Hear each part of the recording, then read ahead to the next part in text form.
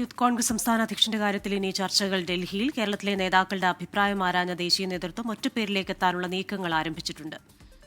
കേരളത്തിലെ നേതാക്കൾക്കിടയിൽ ഏകാഭിപ്രായമില്ലാത്ത സ്ഥിതിക്ക് ഇനി വിഷയത്തിൽ ഹൈക്കമാൻഡ് തീരുമാനമെടുക്കും.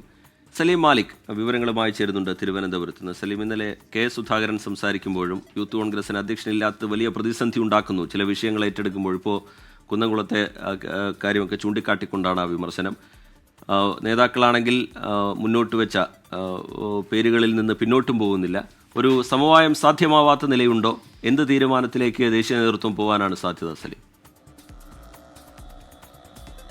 റിജിത്ത്, കേരളത്തിലെ നേതാക്കൾ തമ്മിലൊരു സമവായം സാധ്യമായിട്ടില്ല. അതിന് സാധ്യമാകുമെന്ന് കരുതുന്നുമില്ല. അതുകൊണ്ട് തന്നെ ദേശീയ നേതൃത്വം ഈ പരിഗണിച്ച നിലവിൽ 4 പേരുകളാണ് നേതൃത്വത്തിന് മുൻപിൽ വെച്ചിരിക്കുന്നത്. ആ പേരുകൾ ശേഖരിച്ചു കഴിഞ്ഞു. യൂത്ത് കോൺഗ്രസിന്റെ ദേശീയ ജനറൽ സെക്രട്ടറി, കേരളത്തിന്റെ ചുമതല കൂടിയുള്ള ശ്രാവൺ റാവു കഴിഞ്ഞ ദിവസങ്ങളിൽ കേരളത്തിലുണ്ടായിരുന്നു. കേരളത്തിലെ പ്രധാനപ്പെട്ട എല്ലാ നേതാക്കളുമായും സംസാരിച്ചു.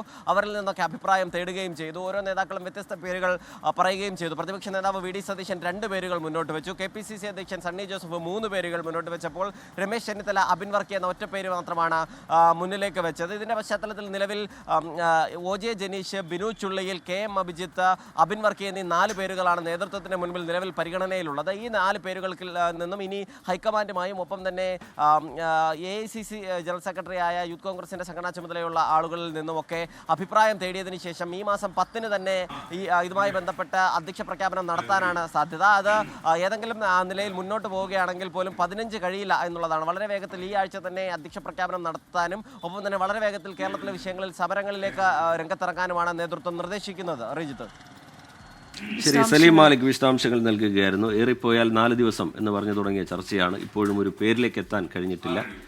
ലോകത്തെവിടെയായാലും ഏത് സമയത്തും 24 വാർത്തകളും ഓഗ്മെന്റഡ് റിയാലിറ്റി പാക്കേജുകളും എക്സ്പ്ലെയിനറുകളും വിശദമായി കാണാൻ ഞങ്ങളുടെ യൂട്യൂബ് ചാനൽ നിങ്ങൾക്ക് സബ്സ്ക്രൈബ് ചെയ്യാം.